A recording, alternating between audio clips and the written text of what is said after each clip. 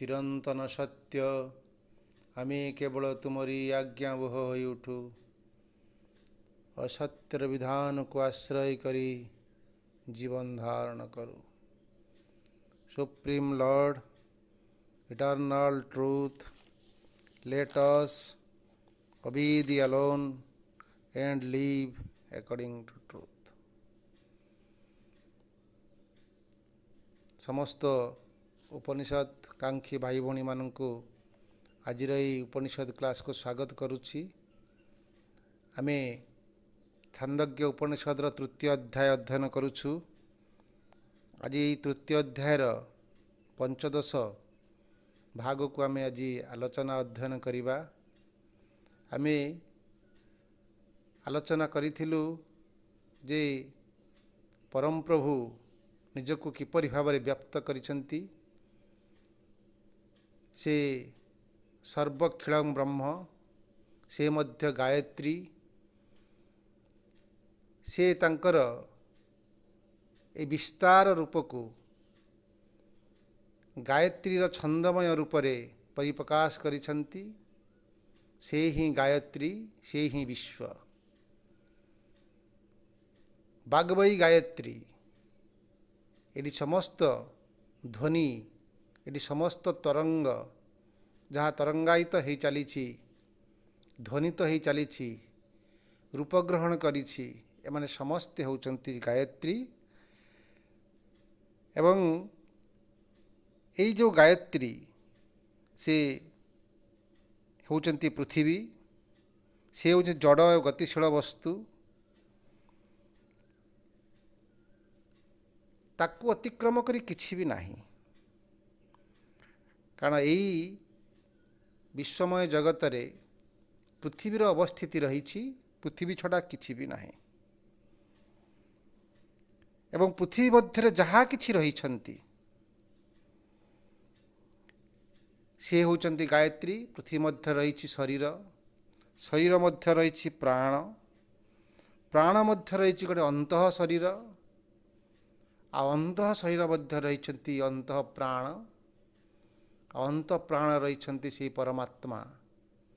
यही परि भाव रे गोटे शरीर एठी विद्यमान रही एवं से होचंती गायत्रींकर से वंदना गान करुछि। गत थर आम सुंदर भाव अध्ययन करथिले जे ब्रह्मंकर स्वरूप संपर्क रे आमे जो पूर्वरु महाजन पूर्वपुरुष मानक पाखरु शुणिथिलु जे सर्व खल्लुदं ब्रह्म तज्जलानीति शांतं उपासिता। यही जो सुंदर मंत्र तार अर्थ आज आम आगे स्पष्ट कले से विधिवत्ता ऋषि। यही समग्र जगत होची ब्रह्म। यही जगतरु जहाँ किछि सबु किछि उत्पत्ति हुअन्ति, ये जगत रे सेमाने मध्य मृत्यु परे विलीन हो जाती। ये जगत मध्य ही तांकर स्थिति थाए। तेणु जगत होची सृष्टि स्थिति एवं प्रलयर आस्थान। एवं से आस्थान भितरे आमे समस्ते जीव जगत जड़ स्थावर जंगम सबु किछि एठी सृष्टि हो, एठी स्थापित हो एवं पुणी विलीन हो जाओ। तेणु जिते जड़े साधक जड़े ऋषि कहउछन्ति एठी ये जड़े शांत भाव रे ये समग्र विश्व को यदि उपासना करे, स्थिर भाव रे अंतरस्थ होई जिते से उपासना करे, सेतेबेले यथार्थ भाव रे परम को उपासना करे। कारण से परम होचंती जे सर्वखिलं ब्रह्म, से होचंती क्रतुमय। कारण से निजे इच्छार दास, निजे इच्छार अधीश्वर, निजे इच्छा करती एवं से निजे सृष्टि हुअन्ति। निजे इच्छा करती से पुणी एटी स्थिति तांकर थाए। तांकर इच्छार शक्ति रे ही ସମସ୍ତେ ଏଠି विद्यमान अछंती तेणु से क्रतुमय क्रतु शब्दटी से अर्थ व्यवहार करा आलोचना करथिले सेतिपई मनुष्य भितर से इच्छा शक्तिटी बलवत्तर हैला एवं से मध्य इच्छा करे अन्य जीव माने से इच्छाटी करती नहीं तो भगवान ये मनुष्य भितर इच्छा रूप से प्रकट हुअन्ति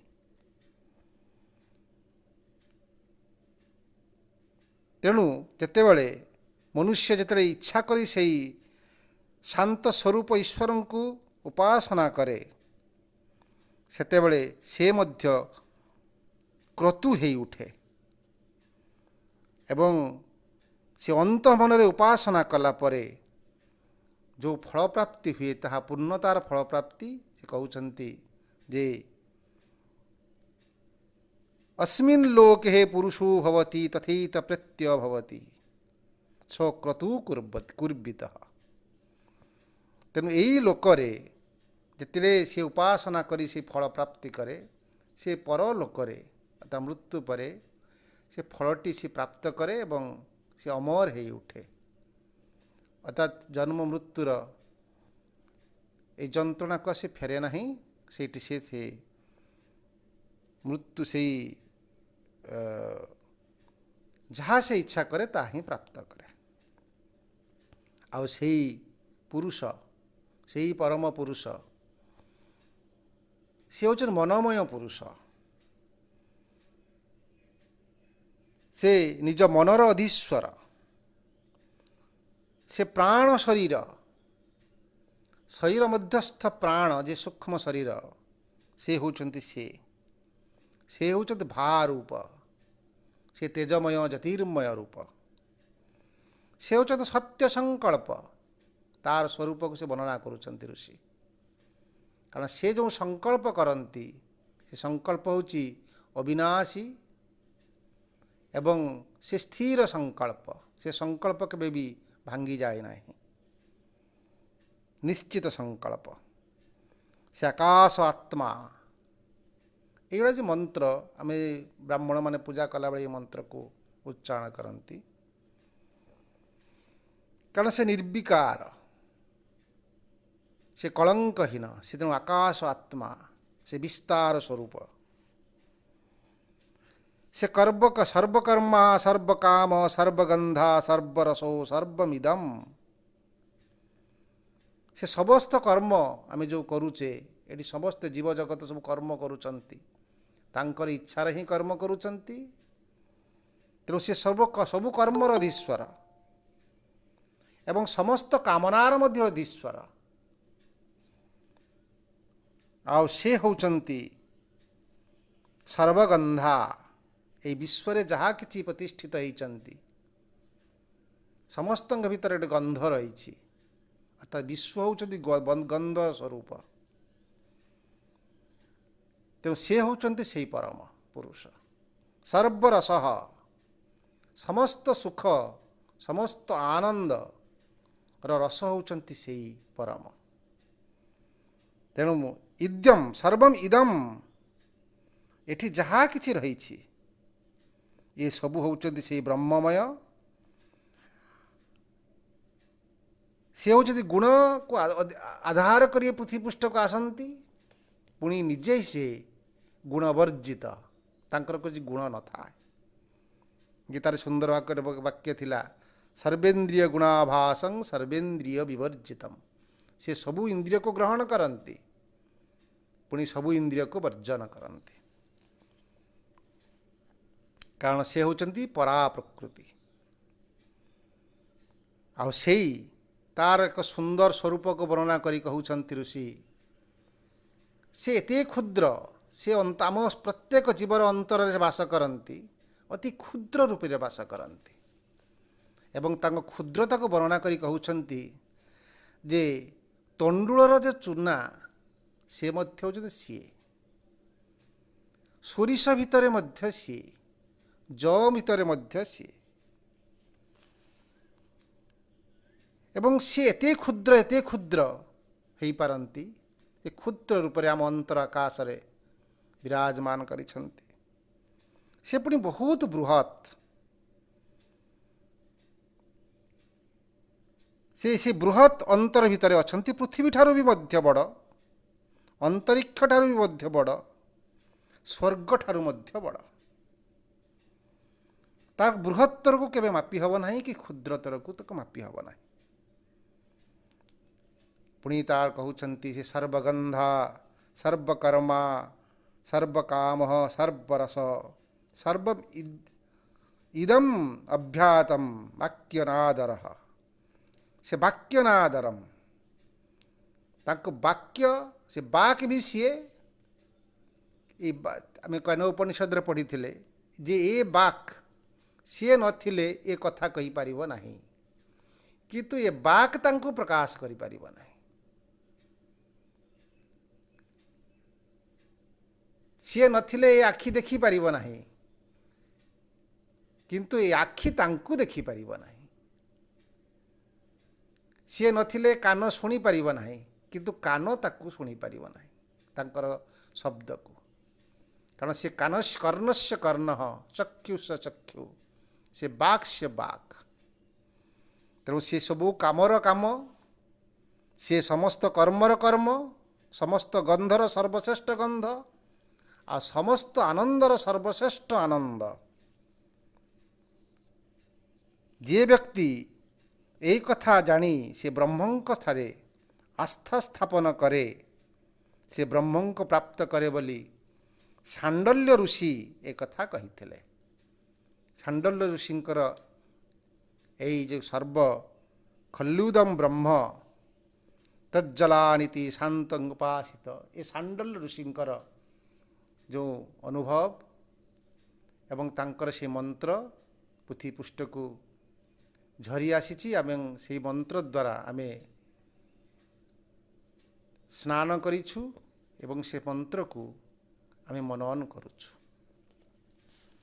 आज से जो विश्व तांकर स्वरूप को से वर्णना करुछंती, जेमिति आमको आगे जानिबा को पड़े जे परम किए, जीवन कौन, ए वायु कौन, ए कामना कौन, कौठू आसीछि।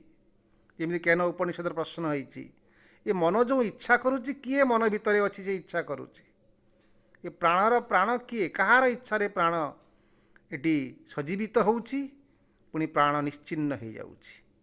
ये चक्षु किए, कहा माध्यम रे चक्षु देखि परुची, कहा द्वारा। ये जो प्रश्न करथिले ना से होउछन्ते सेही चक्षुष चक्षु। तेणु से अंतरिक्ष भितर अछंती, अंतरिक्ष होइकरी अछंती, विश्व रूप से अच्छा, विश्वातीत होगी अच्छा। तेणु एठी जो आलोचना करिवे जे परम को जानी सारला परे परम को प्राप्ति पाई किमिति प्रार्थना करने को पड़े, परमंकर किंतु शरण नवा को पड़े। तांको शरण ही द्वारा ही तांको प्राप्त करी हुए शांत भाव रे। ताहारी किछि मंत्र आम आज अध्ययन आलोचना करिबा। पंचदश भाग से आलोचना सुंदर भाव कहते, सुंदर मंत्र। ये मंत्र गुड़िक ब्राह्मण माने उपासना पूजा बेले से माने याको ए मंत्र को श्लोक गुड़ी बोलती, किंतु तार अर्थ बुझंती नहीं, किंतु आमको ये अर्थ बुझा पड़ो एवं ता भितर को प्रवेश करने को पड़ो। क्या ज्ञान द्वारा ही तांको प्रवेश करी हुए, ज्ञानर अर्थ द्वारा तांको प्रवेश करी हुए।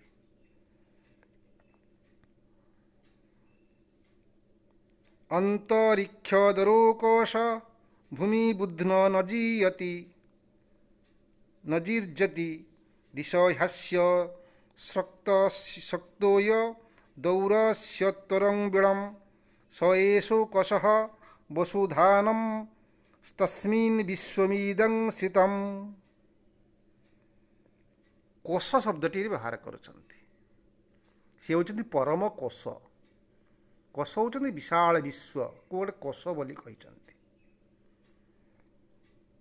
एई से पूर्वरु कहिले जे सर्वखिल सर्वखल्विदं ब्रह्म, ए सर्व अखिल विश्वटी सी होचन्ति निश्चित भाव में ब्रह्म।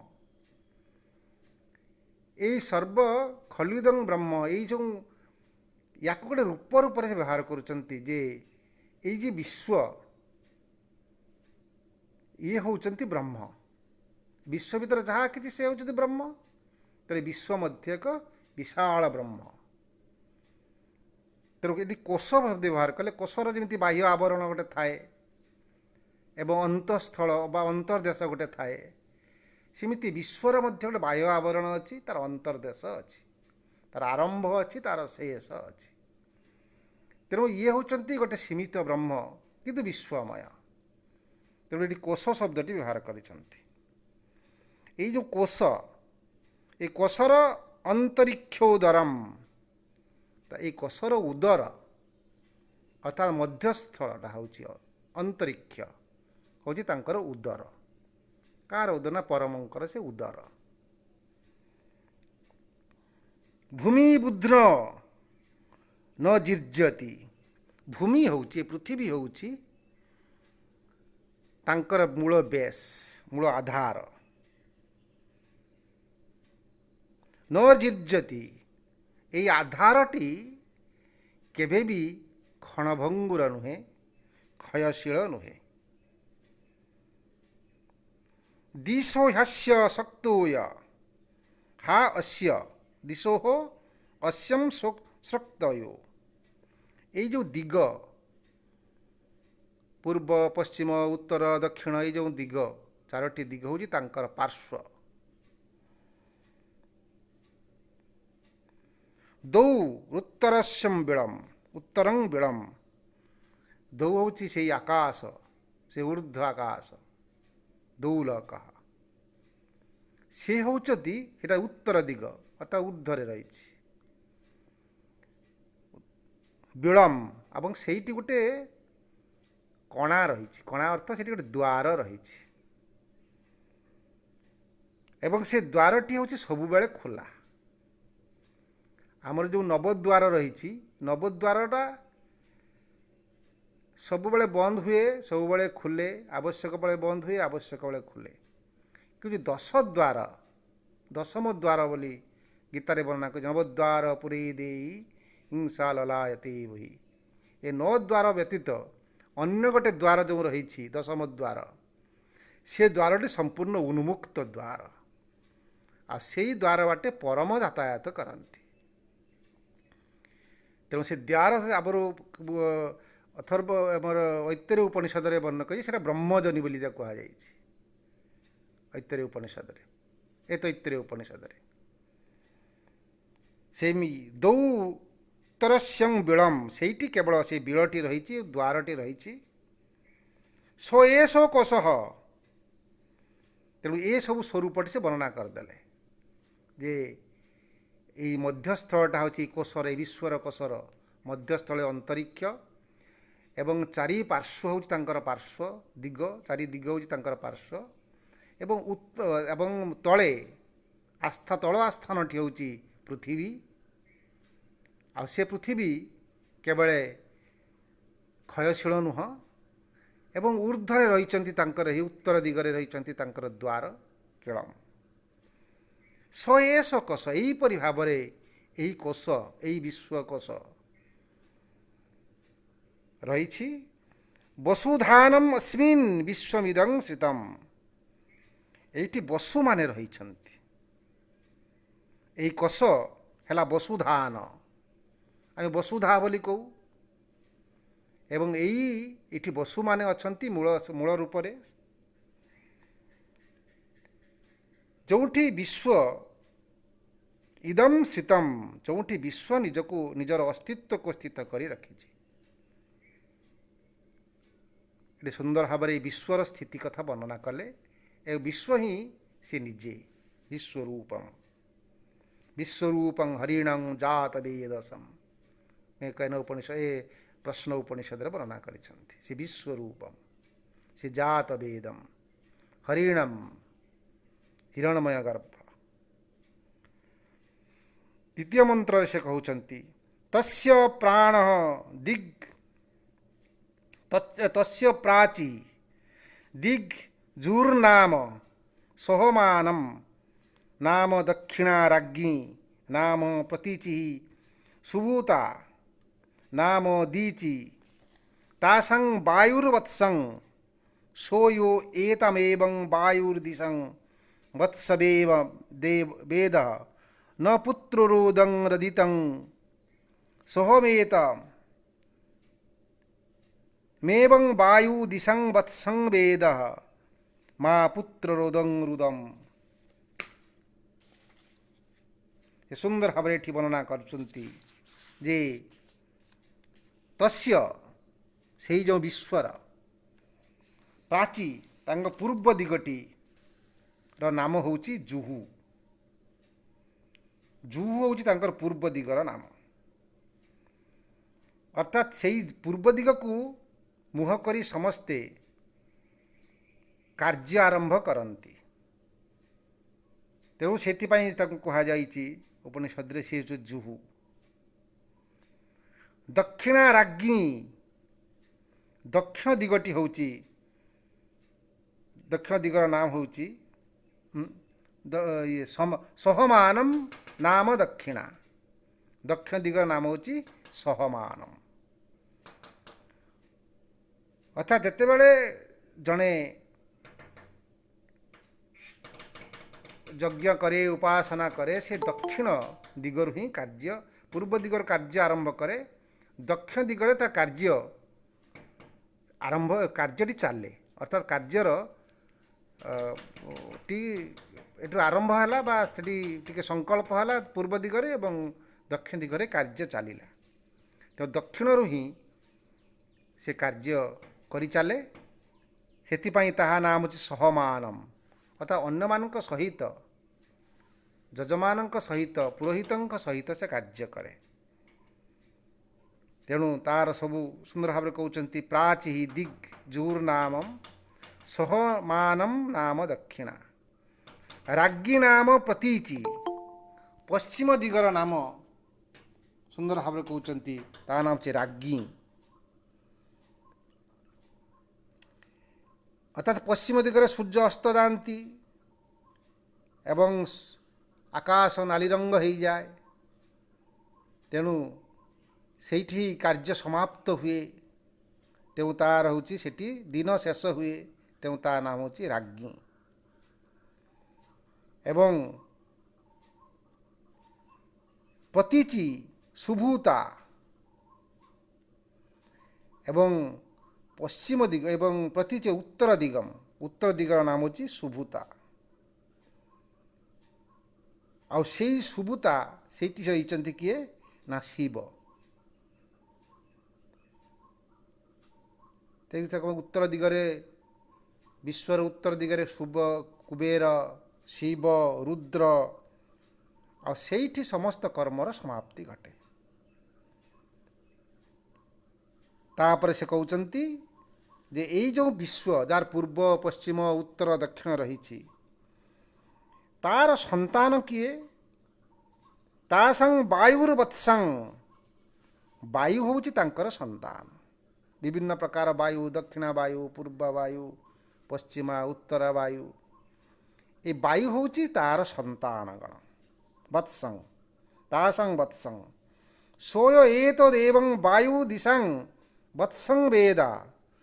जो साधक जो व्यक्ति अनुभव करे जे वायु होउची से विश्वमय पुरुषंकर विभिन्न दिगरु प्रवाहित होउची संतान, एक कथा को जे वेद जे जाने वत्सा वेद जे तांकर संतान बोली जाने, न पुत्र रोदं रोदती, सी पुत्र बिहुने, पुत्र नथिले मध्य पुत्र होची संतान, एटी पुत्र बोली शब्द व्यवहार करछन्ति। से संतान नथिले मध्य से रोदन करे नाही, कारण से सदा बेले देखे चारिपटरू जेहेतु ता पाखक आसुचंती वायु, से माने तो संतान, तेणु तार आ संतानर आवश्यकता न थाए, सी आ संतान पाई रोद करे नाही।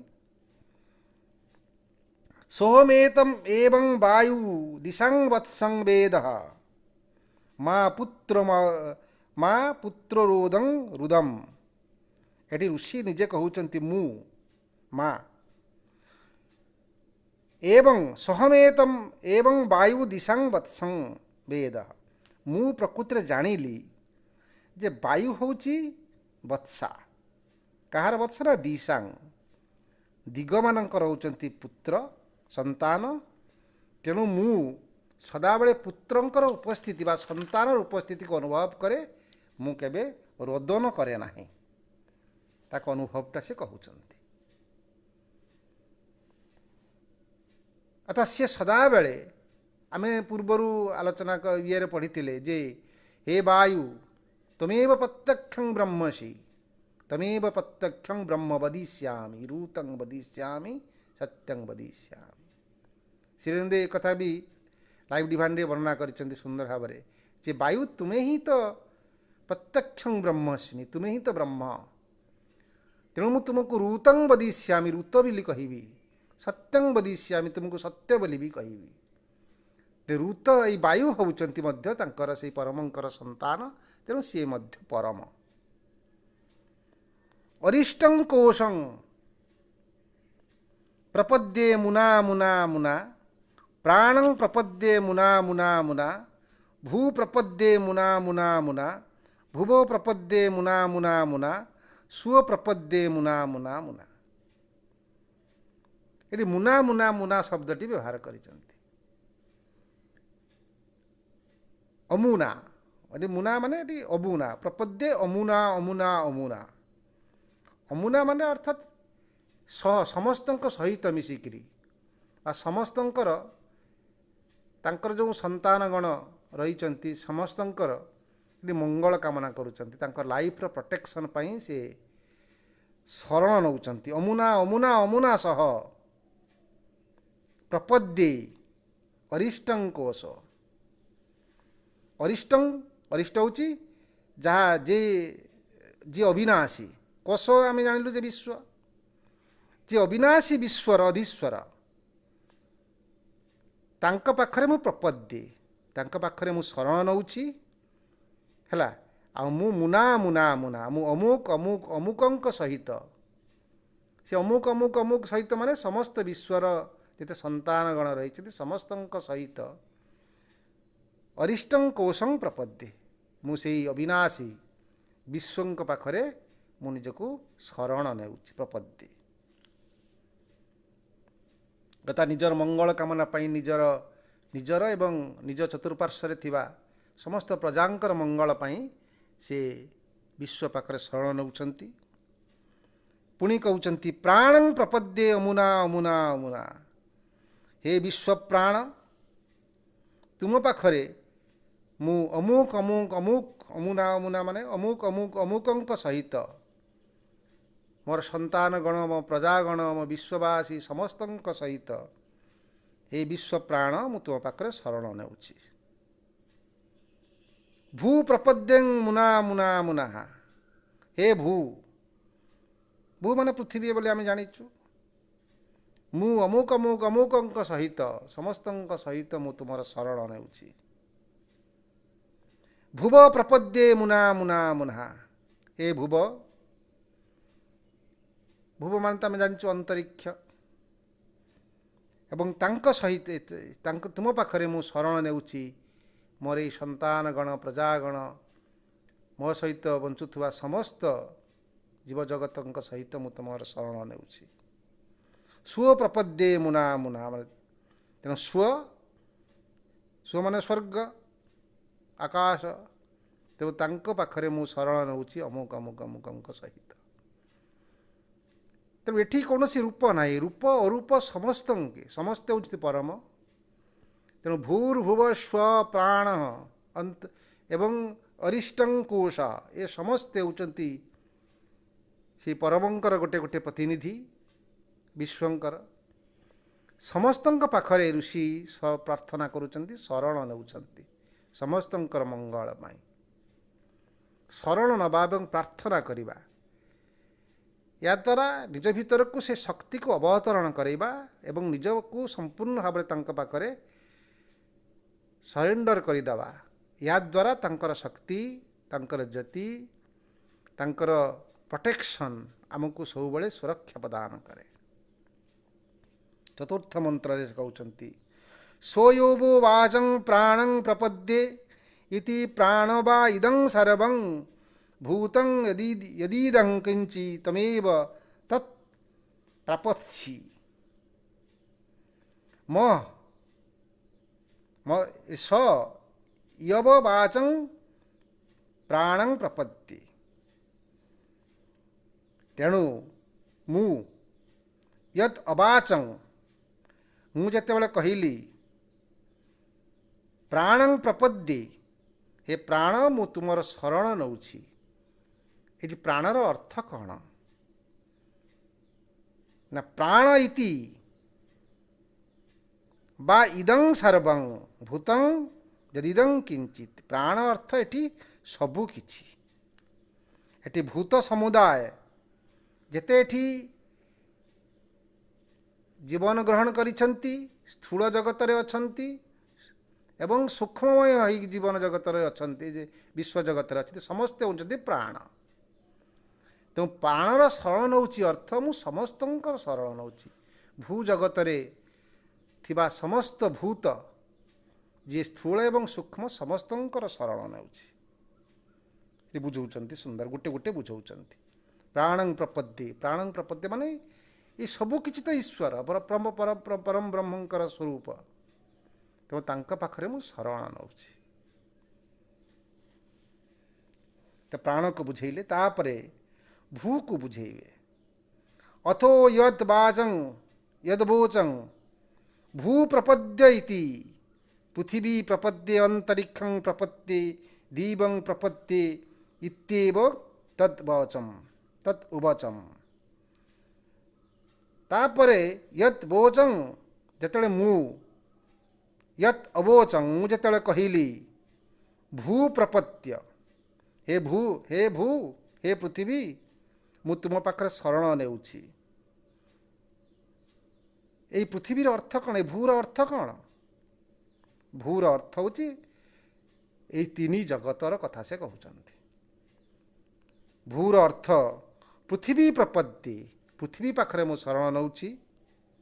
अंतरिक्षं प्रपत्ति, अंतरिक्ष पाखरे शरण नौछि।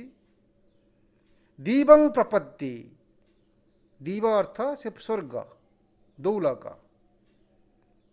तांक पाखरे शरण नौछि। इत्येव उद्वोचम, या ही मोर कहिबार उद्देश्य। एथिपाई एई कथा मु कहिली। उवाचम उवाचः। तापर षष्ठ मंत्र रे कहिबे भुव शब्दर अर्थ कौन। अथो यत् वोचं भुवौ प्रपद्ये इत्यग्नि प्रपद्ये वायुं प्रपद्ये आदित्यं प्रपद्य इत्येव तद् उवाचं। तापरे यत् वोचं भुवं प्रपद्ये, मु जेतेबेले कहिली भुवं प्रपद्ये, हे भुव मु तुम पाखरे शरण नौछि, तुम पाखरे शरण पशुछि। ये भुवर अर्थ कौन? तार अर्थ बुझौचंती इत्याग्नि, मु अग्नि पाखरे शरण नौछि। वायुं प्रपद्य, मु वायु पाखरे शरण नौछि। आदित्यं प्रपद्य, अर्थात एटी भुव होची भूर आत्मा। पृथ्वीर आत्मा होचंती अग्नि, अंतरिक्षर आत्मा होचंती वायु एवं आदित्यर एवं दौलकर आत्मा होचंती आदित्यम ईश्वर। तेणु एटी भुवर अर्थ होची अग्नि वायु एवं प्रपत्य आदित्य, ए तीन जनकर मु शरण नौछि। तापर सप्तम मंत्र रे कहउचंती स्वप्रपद्यम। अथो यदवोचं स्वं प्रपद्य स्वप्रपद्य इत्युऋग्वेदं प्रपद्य यजुर्वेदं प्रपद्य सामवेदं प्रपद्य इत्येव तद्वोचं इति 15 खंड। शेषरे कहउचन ऋषि कहउचंती मु जेतेबेले कहिली अवचम स्व प्रपत्य, हे स्व मु तुम पाखरे शरण नौछि। यार अर्थ होचंती जे से अग्नि से वायु से आदित्य जे विश्व पृथ्वी अंतरिक्ष एवं स्वलोकरे ईश्वर हो रही तांकर उपासना पाई जो शक्ति जो ज्योति और आलोकर आवश्यकता रही से होती वेद ज्ञान। तेणु मु स्वप्रपद्यर अर्थ हूँ ऋग्वेदं प्रपद्य मु ऋग्वेद हूँ ज्ञान मु ज्ञान पाखरे ऋग्वेदर ज्ञान पाखरे मु समर्पण करुच्ची। यजुर्वेदं प्रपद्य यजुर्वेद ज्ञान पाखरे मु समर्पण करुच्ची। सामवेदं प्रपद्य सामवेदर ज्ञान पाखरे समर्पण करुच्ची। इत्येव तद्वचं एहीपरि भावरे मु मंत्र बा कहूछि एवं शरण नबार कथा मु कहूछि प्रार्थना करुछि स्थिर भावरे।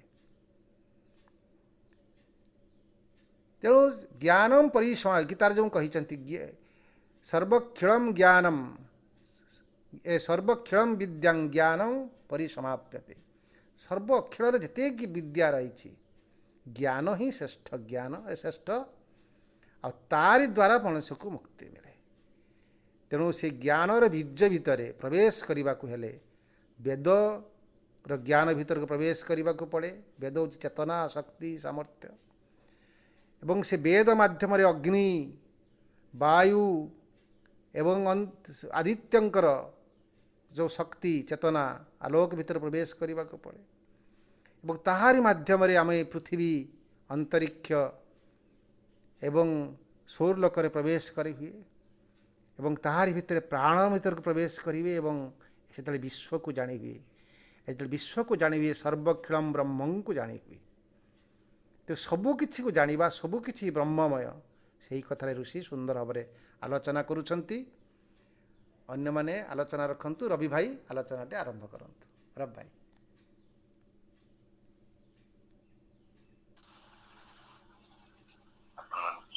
नमस्कार सकाल शुभेच्छा। आज छांदोग्य उपनिषदर तृतीय अध्यायर पंचदश खंड आलोचित हला। पंचदश खंड रे थिबा 7टी मंत्र।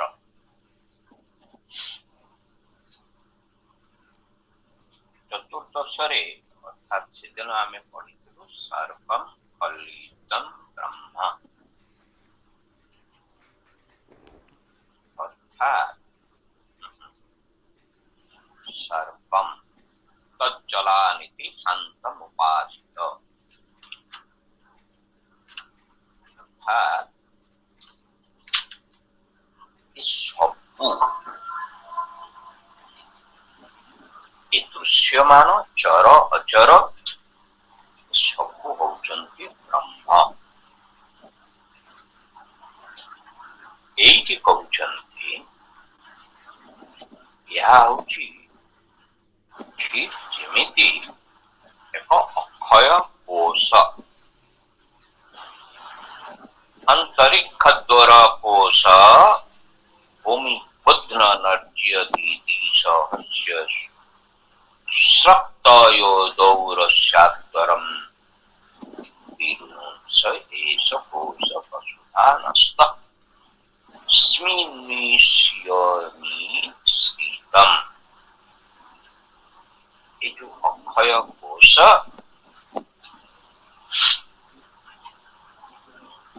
ये होची एरिमा चितिथिं ब्रह्म। अंतरिक्ष है उदर क्या करिबा। भूमि है पाद एवं से कोश से शून्य नुहे केबे चिन्ह चिन्ह कुंती नाही न यदि सदस्य से एरे विचार समग्र ब्रह्मांड ताकर चारि कोण होती चारि दिग एरे विशाल चारि कोण होची चारि दिग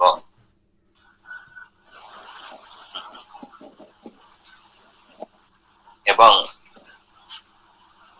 द्युलोक पढ़ुले से दिन द्युलोक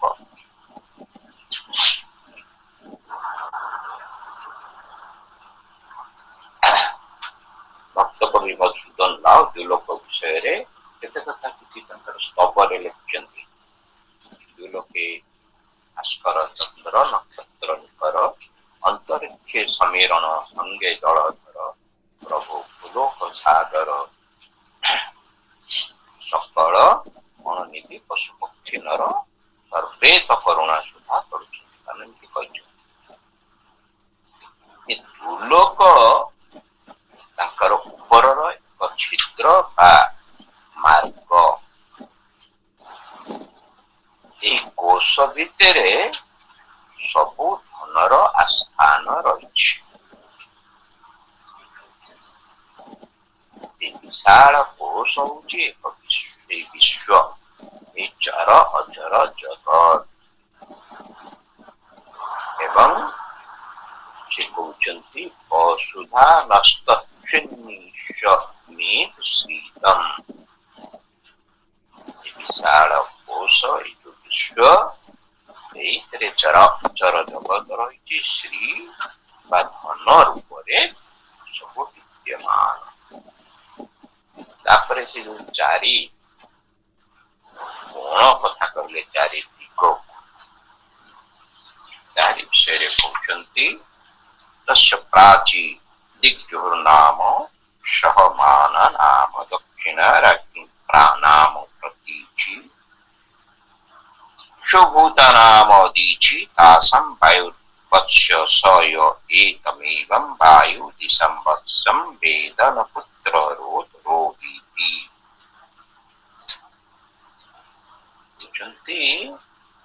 जो विश्वकोश पूर्व दिग यज्ञ जागा दक्षिण जावतीय दक्षिण राज्ञी नाम प्रतीचिषु भूता नाम दी। अच्छा कहते दक्षिण द्वंद को सहन करिवार दिग पश्चिम दिग राज्य पराक्रम आदि एवं उत्तर हूँ शोभा सौंदर्य उचिता दिग सबुर पुत्र हेले वायु अर्थात प्राण। दुईटी कथा मुख्यतः कह विश्व कोश एवं ये जो चारि दिग हूँ एड़े बड़ जो चारि दिग हूँ चारोटी कोण एवं से पुत्र हेले वायु बा प्राण। से प्राण शक्ति आम भितर थिबारु आमे तिष्ठिचु एवं जावतीय प्राणी संभव होई पारिछन्ति। विश्व प्राण बोली कहा जाए। ये जो अक्षय कोश तंकर अमूल्य निधि है प्राण शक्ति। चेद दिग मानकर पुत्र एवं जे एक कथा जानी पारंती क्षुद्रता भितर रहंती नाही जहाँ से आलोचना कले पुत्र वियोग हेले भोगड़ाती नाही। कहते से दिगगणकर पुत्र वायु को मु जानी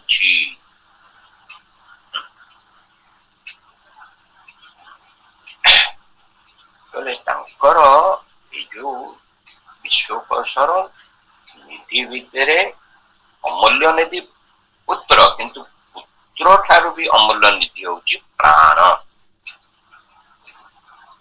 प्राण उपरे नियंत्रण पाइबा उचित। जने पाई गले जो दुख शोक ताको स्पर्श करे ना।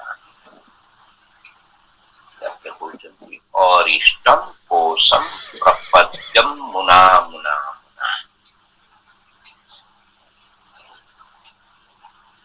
ସାଧନା ବଳରେ ଅରିଷ୍ଟମ ହଉଛି ଯେ ନଶ୍ୱର ନୁହେଁ,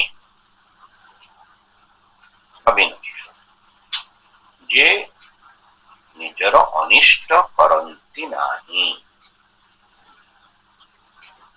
এই ସାଧନ ହେତୁ, ସାଧନ ମାଧ୍ୟମରେ ସବୁ ସାଧନ କାରଣ ଜଣେ ଏ ଅକ୍ଷୟ କୋଷ ବିଷୟରେ ଜାଣିପାରେ, ଜ୍ଞାତ ହୁଏ। ସବୁ ସାଧନ ମାଧ୍ୟମରେ ପ୍ରାଣକୁ ପାଇଯାଏ। ସେଇଥିପାଇଁ କହିଲେ ଭୂ ପ୍ରପଦ୍ୟ ମୁନା ମୁନା ମୁନା ଭୁବ ପ୍ରପଦ୍ୟ ମୁନା ମୁନା ମୁନା ସ୍ୱ ପ୍ରପଦ୍ୟ ମୁନା ମୁନା, ଅର୍ଥାତ୍ ସେ ଭୂକୁ ପାଇଯାଏ, ଭୁବକୁ ପାଇଯାଏ ଏବଂ ସ୍ୱକୁ ମଧ୍ୟ ପାଇଯାଏ। କହୁଛନ୍ତି ଆଗକୁ ଯାଇ କହୁଛନ୍ତି ସ ୟଦ ବୋଚಂ ପ୍ରାଣଂ ପ୍ରପଦ୍ୟ ଇତି ପ୍ରାଣବାଇତ୍ ସର୍ବଭୂତଂ यदीदं किंच तमेव तत् प्रापत्सि। कहुचंती एठारे मो यत् जे जो कहले मु जा कहली प्राण को पाई जाए, कहीं कहली ना ये सबू वस्तु जात मूल होची प्राण। तेणु विश्वकोश जहा सब अक्षय कोश अच्छी ताहा प्राप्त करे। अथ यदवोचम भो प्रपद्य इति पृथिवीं प्रपद्य अंतरिक्षं प्रपद्य दीपं प्रपद्य इत्येव तदवोचम।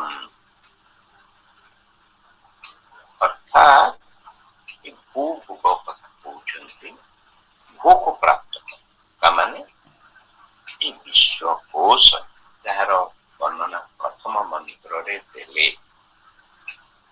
विश्वकोश श्री रूप किए रही ना से पृथ्वी, से को प्राप्त करती, अंतरिक्ष को लोक को मध्य प्राप्त कहते। अथ यदवोचम भुव प्रपद्य इत्यग्नि प्रपद्य वायुं प्रपद्य आदित्यं प्रपद्य इत्येव तदवोचम। अर्थात जहाँ कहली तुमको वो को प्राप्त करी, भुव भुव प्रपद्य इत्यग्नि प्रपद्य वायु। उद्देश्य होची जे विश्वकोश श्री रूप ये रही जो अग्नि वायु आदित्य को प्राप्त कर पारे।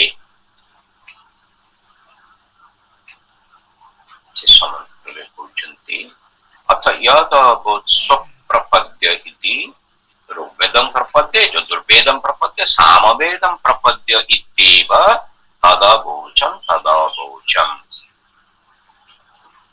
द्वारा शोक मध्य पाई जाई बोली कहले।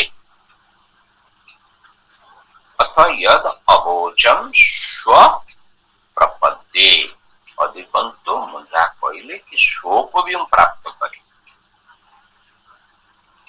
यार अभिप्राय होची जे विश्वकोश रे, जो विराट विश्वकोश रे किबा श्री रूप ऋग्वेद यजुर्वेद सामवेद को मध्य पाई जाए।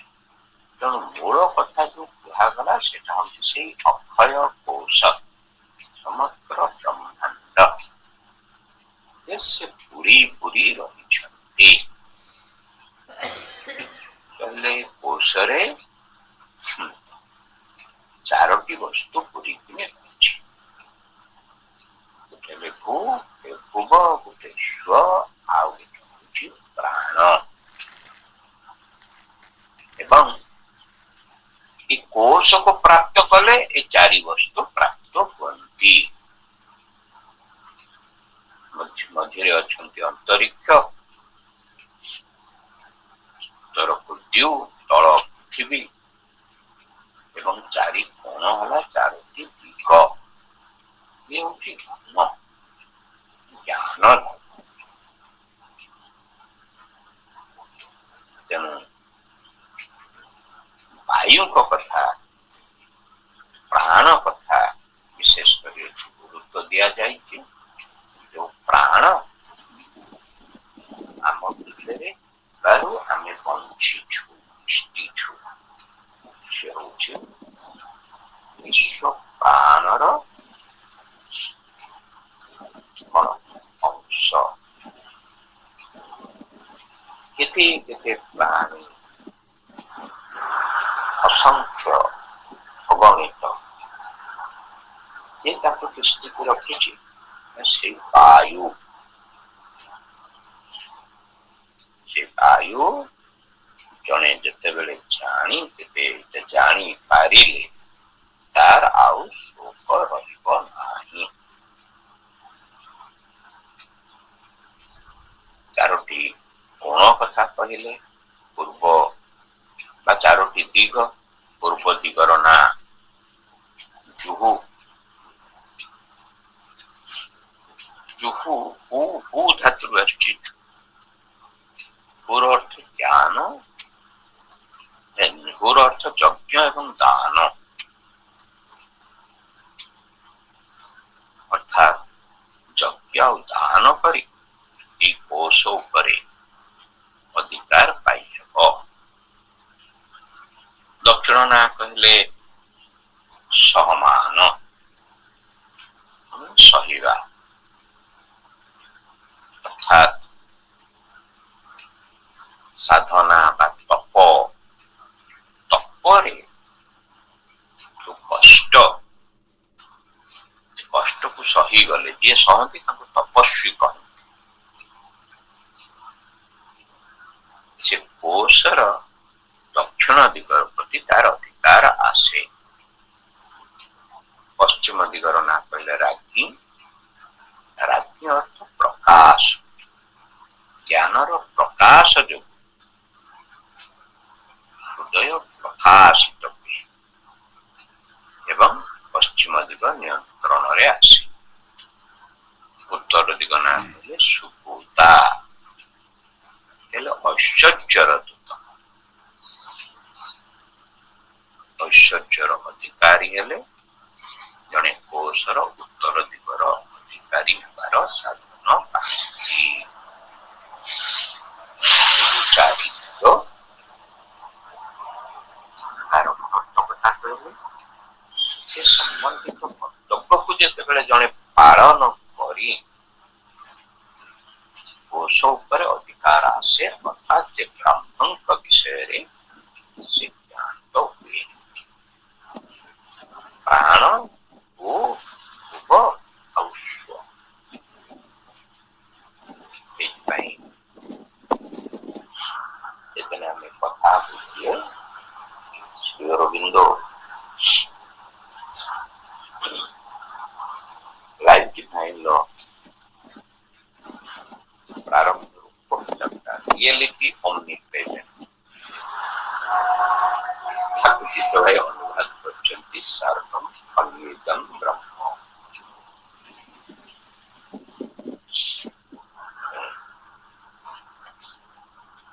ଏ ବିଷୟରେ ଯୋଉ କେମିତି omnipresent ଏବଂ ସର୍ବତ୍ର ସେ ପୁରି ରହିଛନ୍ତି, ସେ ମହାନୁଭବକୁ ଆମେ ଆପଣ କରିବା। ଗୋଟେ ସ୍ଥାନରେ, ମନ୍ଦିରରେ, ମସଜିଦରେ, ଗିର୍ଜାରେ, ମଠରେ କେବଳ ସେଇଠି ଅଛନ୍ତି ବୋଲି, କେବଳ ସେଇଠି ଭ୍ରମରେ ପଡ଼ିବା। ଉମା ସେ ରହିଛି ପୁରୀ ରେଣୁ ରେଣୁ। ଯେ ସତ୍ୟ ଶିବ ସେହି ଏକାଦଶ ସୁନ୍ଦର, ଉମା ସେ ରହିଛି ପୁରୀ ରେଣୁ ରେଣୁ। ଅନନ୍ତ ଲୀଳାର ହେତୁ ଅସୀମ ସୁନ୍ଦର, ଜଣତେ ପାରେ ସେ ଶୁଣି ମହାପୂଜା ବୋଲି ମାନସିକ କଥାରେ କହିଛନ୍ତି।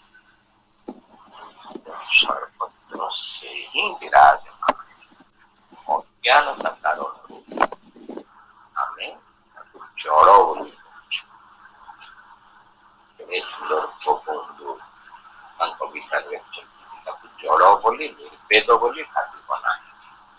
ନ ଜାଣୁ ତହିଁକି ଶକ୍ତି, ଯାହାକୁ ଜଳ ବୋଲି କହୁଛୁ ନ ଜାଣୁ ତହିଁକି ଶକ୍ତି ରହିଛି। ରଖୁଛି କଳ୍ପନା ଆଲୋଚନା ଧନ୍ୟବାଦ ଭାଇ, ଆପଣ ସୁନ୍ଦର ଭାବରେ ତାକୁ ବର୍ଣ୍ଣନା କଲେ। ଯେଉଁ ଚାରି ଦିଗ, ଚାରୋଟି କର୍ମ କଥା ଆପଣ ସୁନ୍ଦର ଆଲୋଚନା କଲେ, ଯେ କେମିତି ପୂର୍ବ ଦିଗ ଆଉ ସେ କେମିତି ଜୁହୁ ଅର୍ଥାତ୍ ଯଜ୍ଞ, ତପ, ଦାନ, ଏବଂ ସେଇଟା ବି ଆରମ୍ଭର ଦିଗ। କାରଣ ଗୀତାରେ କହିଛନ୍ତି ଯେ ଯଜ୍ଞ ଏବଂ ଦାନ ଏ ଦୁଇଟା କାର୍ଯ୍ୟ କେବେ ବି ମଣିଷକୁ ବନ୍ଧନରେ ପକାଏ ନାହିଁ, ତାକୁ ପରମ ମୁକ୍ତି ଆଡ଼କୁ ନେଇଯାଏ। ଏବଂ ତାପରେ ଆପଣ ସୁନ୍ଦର ଭାବରେ କହିଲେ ଏବଂ ଦକ୍ଷିଣ ଦିଗ, ଏବଂ ଏଟାକୁ ପୂର୍ବ, ଦକ୍ଷିଣ, ପଶ୍ଚିମ, ଉତ୍ତରରେ ସଂସାର ଚକ୍ରରେ କର୍ମ ହିଁ ସର୍ବପ୍ରଧାନ କାର୍ଯ୍ୟ। କର୍ମ ଦ୍ୱାରା ପ୍ରଜ୍ଞା ପ୍ରାପ୍ତ କରିହୁଏ ଏବଂ ପ୍ରଜ୍ଞା ହିଁ ଐଶ୍ୱର୍ଯ୍ୟ। ଏକ ସୁନ୍ଦର ଭାବରେ କଥା ଅନ୍ୟ ବର୍ଣ୍ଣନା କରାଯାଇଛି। ତେଣୁ ଏଇ ଗାୟତ୍ରୀ ମନ୍ତ୍ର, ଯେ ଗାୟତ୍ରୀଙ୍କର ପରିପ୍ରକାଶ ଭୂର୍ଭୁବଃ ସ୍ୱଃ, ଏବଂ ତାଙ୍କର ଯେଉଁ ପ୍ରାଣ ଯେ ସର୍ବଶ୍ରେଷ୍ଠ ସର୍ବଶକ୍ତି, ତାର ଯେଉଁ ମୂଳ ପ୍ରାଣ ସହିତ ଯେଉଁ ସଂଯୋଗ ସ୍ଥାପନ, ସେ କଥା ବି ସୁନ୍ଦର ଭାବରେ ଆଲୋଚନା ହେଲା। ତେଣୁ ଏ ସମ୍ପର୍କରେ ଆହୁରି ସୁନ୍ଦର ଭାବରେ ବିନୋଦ ଭାଇ ଏ ବିଷୟରେ ଟିକେ କହନ୍ତୁ।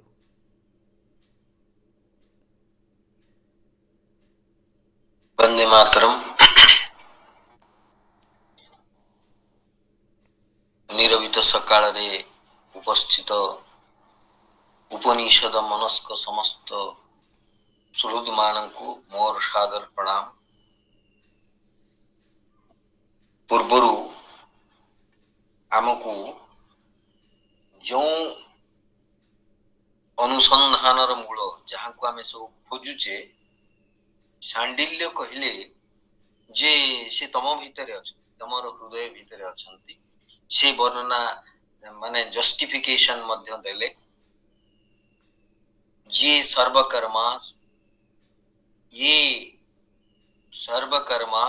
ସର୍ବକାମଃ ସର୍ବଗନ୍ଧଃ ସର୍ବରସଃ ସର୍ବମ୍ ଇଦಂ ଅଭ୍ୟାତ୍ତଃ, ଏ ସବୁ ପୁଣି କହିଲେ ଯେ ଅବାକି, ମାନେ ଯାହାଙ୍କର କୌଣସି ଅର୍ଗାନ ନାହିଁ, ୱିଦାଉଟ୍ ଏନି ଅର୍ଗାନ, ଅନାଦର, ନଟ୍ ଇଣ୍ଟରେଷ୍ଟେଡ୍ ଟୁ ଏନିଥିଙ୍ଗ, ଆଦର କୋଉଥିରେ ନାହିଁ, ଇଣ୍ଟରେଷ୍ଟ ନାହିଁ।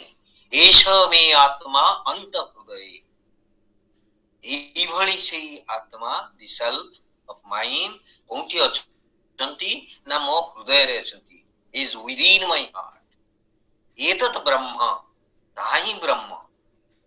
ଇତ ପ୍ରତ୍ୟୟ, ଏବଂ ସେ କହିଥିଲେ ଯେତେବେଳେ ମୁଁ ୟାକୁ ଛାଡ଼ିବି, ମାନେ ଏତ ପ୍ରତ୍ୟୟ ଏଇଭଳିଆ, even upon leaving this body, एतत् अभिसंभवितास्मि इति, I shall attain him। ମୁଁ ହିମ୍ ମାନେ ସେଇ ବ୍ରହ୍ମଙ୍କୁ ମୁଁ ପାଇବି। ଯେତେବେଳେ ମୁଁ ଏଇ ଶରୀରକୁ ଛାଡ଼ିବି ସେତେବେଳେ ତାଙ୍କୁ ପାଇବି। ଅର୍ଥାତ୍ ମୁଁ ବର୍ତ୍ତମାନ ଯୋଉ ଶରୀର ସର୍ବସ୍ୱ ଜୀବନ ଯାପନ କରୁଛି, ସେଥିରୁ ଯେତେବେଳେ ନିଜକୁ ପ୍ରତ୍ୟାହାର କରି ଆଣିବି, ସେତେବେଳେ ଯାଇକିରି ସେ ବ୍ରହ୍ମଙ୍କୁ ଜାଣିପାରିବି, ଏପରି କୁହାଯାଏ। ଆମେ ତାକୁ ବୁଝି ନବାନି, ଏଇ ଯୋଉ ଫିଜିକାଲ ଶରୀରକୁ ଛାଡ଼ି ଦେଇକିରି ବ୍ରହ୍ମଙ୍କୁ ପାଇବା। ଶରୀର ଥାଇକିରି ମଧ୍ୟ ଯୋଉ ଶବ୍ଦଟି ହେଲା କଣ, ଗୀତାର ଶବ୍ଦ, ଯେ ଆମେ ସେଠୁ ସେଇଥିରେ ନ ବସି, ମାନେ ତାଙ୍କ ପାଖରୁ ନିଜକୁ ନିବୃତ୍ତ ହେଇ ଆସି ମଧ୍ୟ ଶରୀରରେ ରହି ମଧ୍ୟ ବ୍ରହ୍ମଙ୍କୁ ପ୍ରାପ୍ତ ହେଇପାରିବା। ଏଇ କଥାଟି କହିବାକୁ ଚାହୁଁଛି ମୁଁ। ତାପରେ ବର୍ତ୍ତମାନ ଉପନିଷଦ ଆମକୁ ଆଉ ଏକ କଥା କହୁଛନ୍ତି। ଇଏ ବ୍ୟକ୍ତିଗତ ସିଦ୍ଧିର କଥା କହିଲେ, ଆଉ ଏକ ସିଦ୍ଧିର କଥା କହୁଛନ୍ତି, ଯେ ବିରାଟ ରୂପରେ ଭଗବାନଙ୍କର ତାଙ୍କୁ କେମିତି ଦେଖିବା। ଅର୍ଥାତ୍ ଇଏ ହେଲା ବିଶ୍ୱଗତ ଉପଲବ୍ଧି, इंडिविजुअल तापरे यूनिवर्सल डिवाइन वर्णना यही पंचदश खंडरे बोधे वर्णना कर मते जहा प्रतीत होची से कहउचंती कोश अंतरिक्ष उदर एई जो विश्वर कथा कहउचंती द चेस्ट द कोश माने जहा भितरे सब किछि मूल्यवान जिंस अछि कोश भितरे आमे रखु चेस्ट भितरे रखु खाली फिजिकल टेस्ट में सबु जिनिस जे भी रखा है देखिए से जगार ना चेस्ट बोली कहा आमे जेतबेले आयरन चेस्ट बोली कहू ता माने हमर जेटा जोटा अति इंपोर्टेंट जिनिस ताहारी भितरे अछि आमे जेतबेले गोल्ड हमर जहा बैंक रे नै कि रखुचे सेटा कहा होची सेही मध्ये चेस्ट बोली कहा होची एठी आमे फिजिकल शरीर चेस्ट माने द वाइटल ऑर्गन ता भितरे अछि जे कि जीवन को संचार करूची विचार को जीवन को संचार करिवार उपादान एई कोश रे ही अछि तेनु से कहउचंती कोश अंतरिक्ष उदर भूमि बुधन माने से जो चेस्ट कथा कहउचंती जोटा सबठारु इंपोर्टेंट तार अंतरिक्ष होची तार उदर भूमि होची तार बुधन जो बुधन न जीर्जति माने अर्थात से जीर्ण हुए नाही नष्ट हुए नाही दिश अर्थात तार जो चारि दिग ही अस्य स्रक्तयो माने से माने ता चारि पट दौ अर्थात स्वर्ग से होची अस्य उत्तरम बीलम अर्थात दौ हेवन होची तार ऊर्ध्वरे अछि एवं सेठी ओपनिंग अछि ऊर्ध्व इज इट्स ओपनिंग ता माने एई जो चेस्ट एई जो कोशर जो कोशर कथा उपनिषद कहउचंती तार ओपनिंग ऊर्ध्व आडको अछि एवं एष कोश इट इज स एष कोश ये होची सेई कोश वसुधान दैट मीन वसुधान माने कंटेन्स ऑल ट्रेजर्स सबु किछि इंपोर्टेंट जिंस ट्रेजर्स धन वसुधान तस्मिन ताहारी भितरे अछि विश्वम ईदम श्रितम एवं विश्व याहारी उपरे पर्यवेक्षित विश्वम ईदम श्रितम याहारी उपरे आश्रित होइकरी समग्र विश्व अछि सेई चेस्ट भितरे कोन अछि तापरे से कहिवे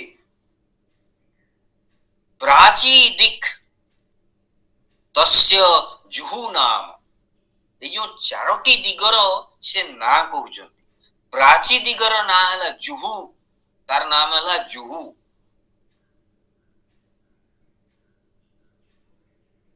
ये सबु शब्दर किछि गुरुत्वपूर्ण अर्थ अछि ताको आगे ता स्ट्रक्चर ता देखि तापरे जीवा हमें तार अर्थ को प्रथम दिक्र नाम हला जुहु माने प्राची दिगर पूर्व दिगर नाम हला जुहु दक्षिणा माने दक्षिण पट हला सहमानम नाम तार सहमानम दक्षिण पटर ना हला सहमान प्रतीचि माने वेस्टर्न साइड ना हला राज्ञी एवं उदीची अर्थात नॉर्थ हमरो उत्तर दिग रो ना हला सुभूता